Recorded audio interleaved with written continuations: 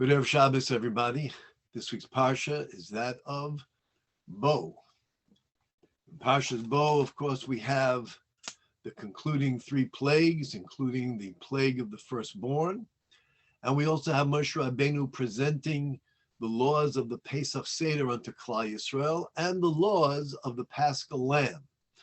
One of the laws of the Paschal Lamb, it states, is V'chol orel lo yochel boi.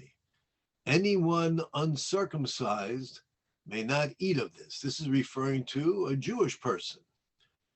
If he is uncircumcised, he's not allowed to partake in the Paschal Lamb, even if the reason why he is uncircumcised is because of medical health reasons. He's not allowed to. Nevertheless, he is prohibited from eating the Paschal Lamb.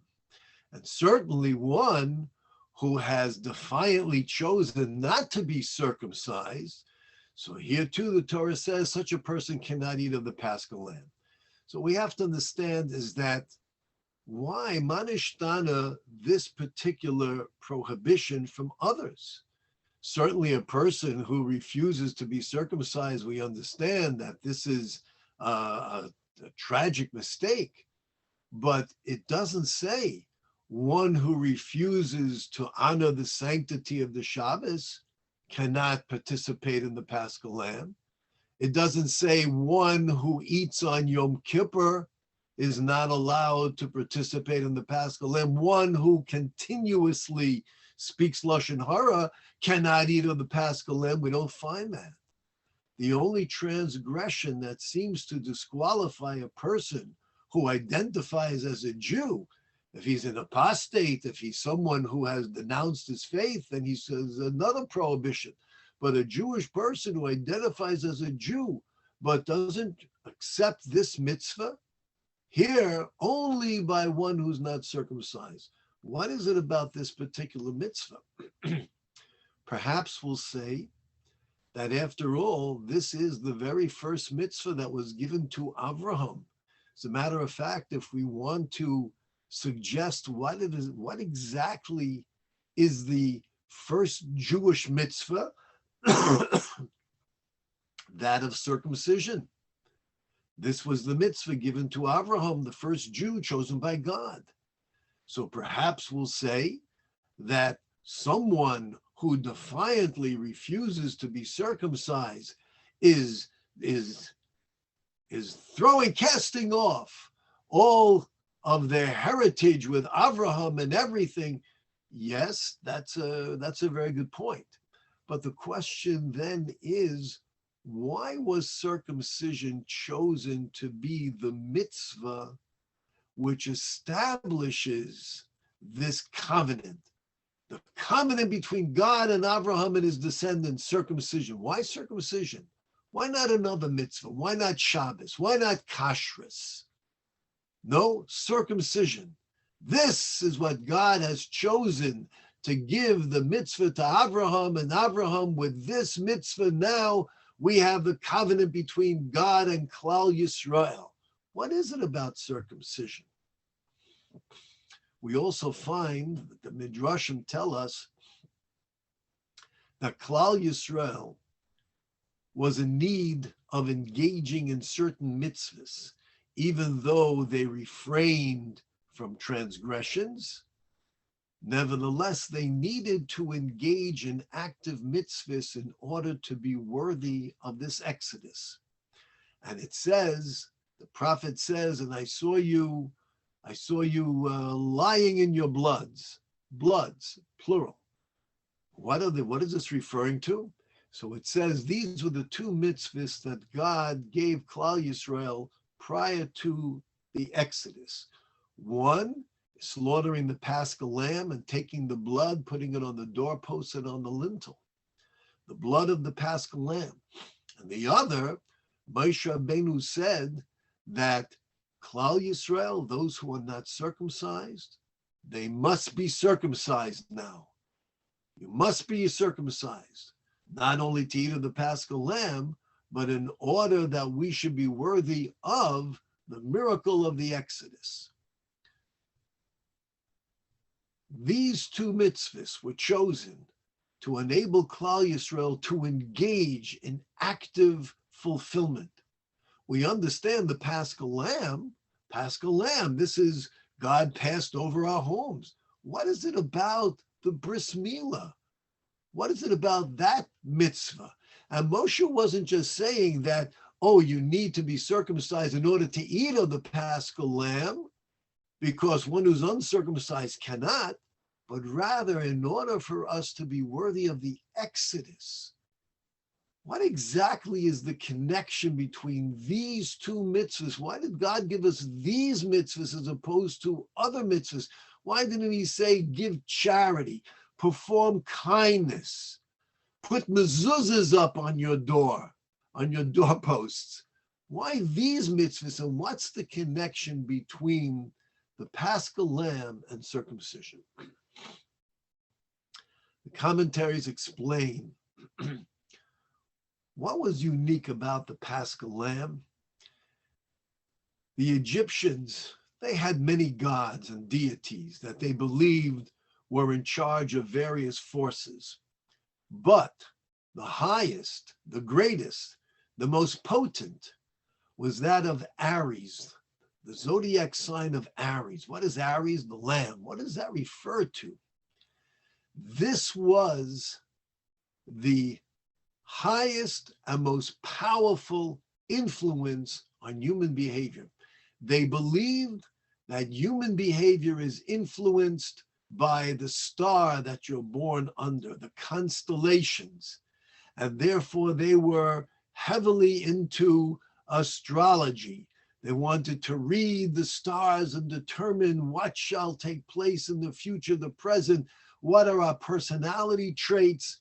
And there are many, even to this day, who believe in this and swear by this.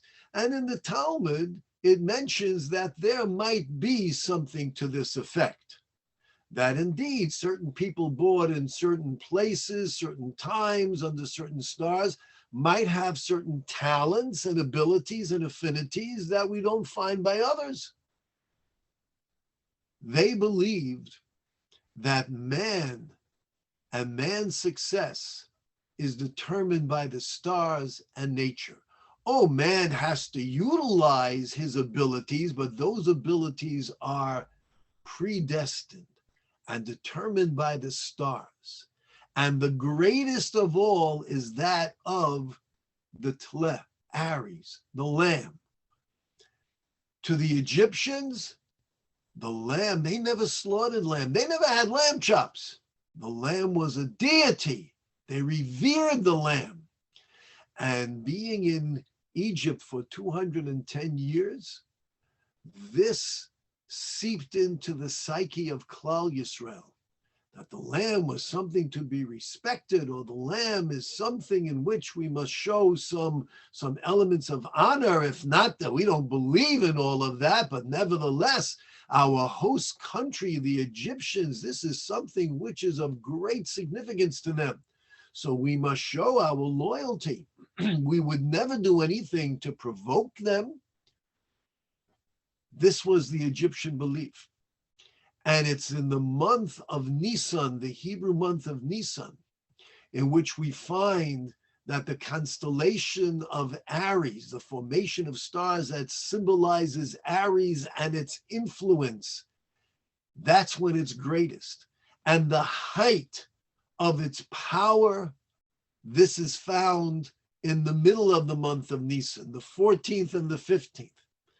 And this is the symbol of the idolatry. What does it mean? They worshiped the lamb. They worshiped what the lamb represented, which is nature. Man's behavior is determined by the stars. It's already determined, predestined, and it's natural. This was the Egyptian philosophy. And this is the mitzvah of the Paschal Lamb, in which God tells us, take this lamb. And we're going to take the lamb in the presence of the Egyptians. Now, that might have been a provocation. The Egyptians saw us on the 10th of Nisan. Everybody's taking a lamb. What are you buying and taking these lambs? We're going to slaughter it. We're going to eat it. And they said, what? That's what you're going to do to that which we pray to and we revere?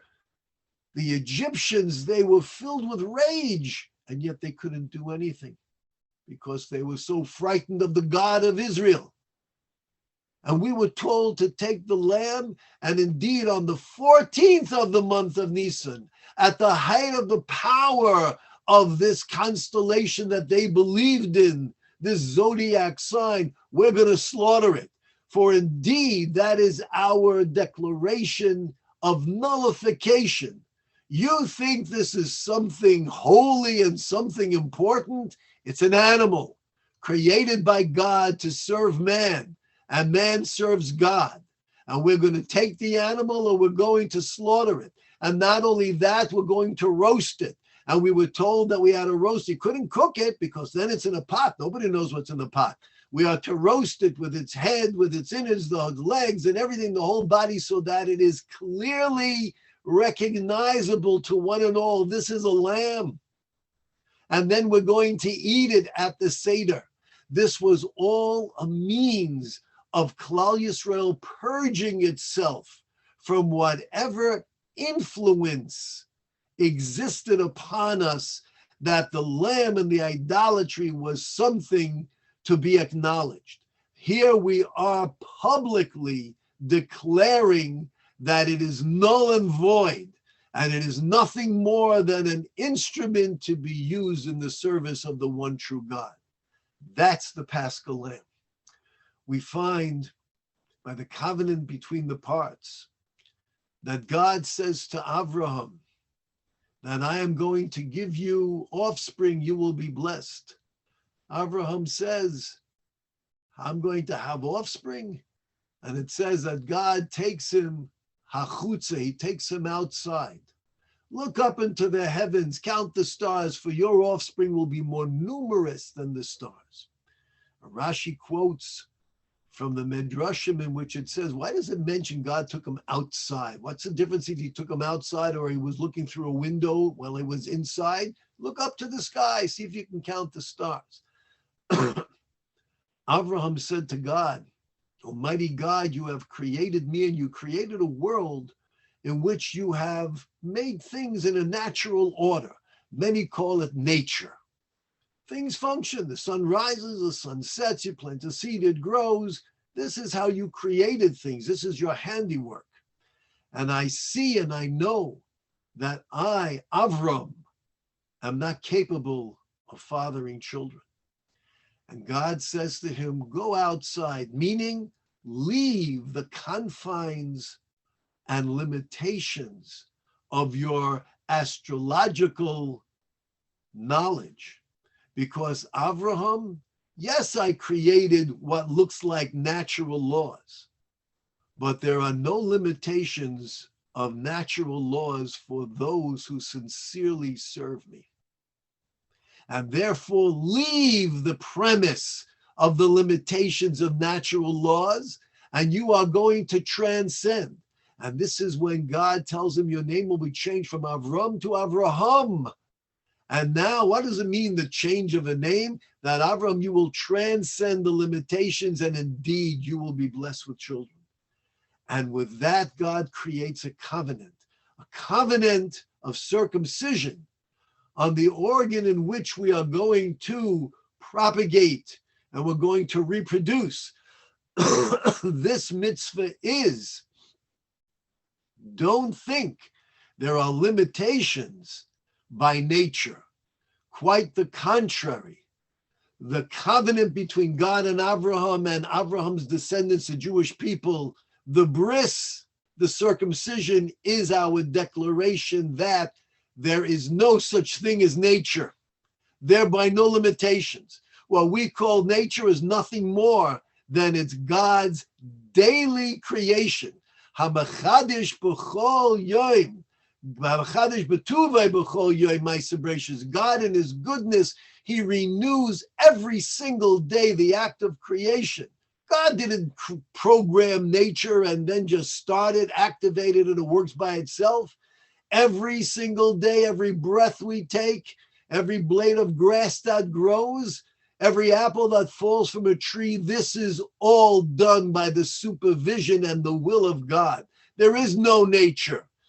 If God wills something to happen and defy nature, so it shall be. And indeed, that was the entire lesson and experience of the plagues. Paro thought, there's nature. All right, there's gods. There's this God, that God. But there's nature. There's natural laws. And God said, now you will see who indeed is in control of every element of nature. There is no nature. It's all the will of God. If God wills that water be blood, it'll be blood. If God wills that the dust shall turn into lice and vermin, so it shall be. If God wills that there should be a hurricane force wind bringing locusts, that will be. If God wills that there should be darkness which is so thick that a human being can't even move, so it shall be. That's the mitzvah of the bris, and that's the mitzvah of the Paschal Lamb. That's why we were told to engage in these two mitzvahs. For these two mitzvahs both carry the same connotation. There is no nature. There's no Aries. There's no constellations. There are no zodiac forces. There's only God. And that's the mitzvah of circumcision. And that's why this mitzvah of circumcision was given to Avraham, because it is the foundation of Jewish thought. There's no nature. There's nothing in this universe. The only reality is God himself. And now we understand why the Torah says a person who is uncircumcised, they cannot eat of the Paschal Lamb.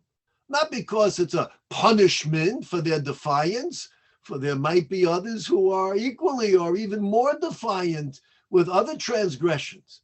But the Paschal Lamb is all about, it's our pledge of allegiance unto God as the creator and master in control of everything, and that there's no nature. So how can one who is uncircumcised, and meaning he's saying that, no, I don't accept that. How could he eat of the Paschal Lamb? Pesach Seder, which we bring in our homes and we delight with our families. Sometimes it's such an important event, but sometimes we miss the essential message. The essential message of Pesach and the essential message of the bris, the covenant of the Jewish people, is that there is no nature. There is no reality other than God himself. Stay safe, stay healthy, and stay Jewish. Have a good Shabbos.